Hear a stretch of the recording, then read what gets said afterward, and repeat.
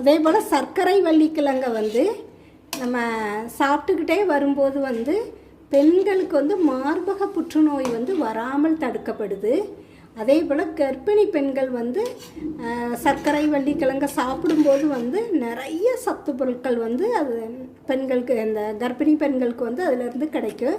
அதனால் கர்ப்பமாக இருக்க பிள்ளைங்க வந்து பெண்கள் வந்து சாப்பிடுறது ரொம்ப ரொம்ப நல்லது. இப்போ இன்னும் கொஞ்சம் நல்லா கொதிக்கட்டும். கொதித்து கொஞ்சம் தண்ணி வற்றக்கூடிய ஸ்டேஜில் நம்ம தம் வச்சிடணும். இப்போ பாருங்கள், இப்படி வந்திருக்கும்போது நம்ம வந்து நல்லா ஸ்லிம்மில் வச்சு தம் வச்சிடுவோம். இதேபோல் கொஞ்சம் உப்பு காணாது, உப்பு வந்து கொஞ்சம் கம்மியாக சேர்த்துக்கிடுவோம். இந்த அளவு உப்பு சேர்த்துக்கிடுவேன்.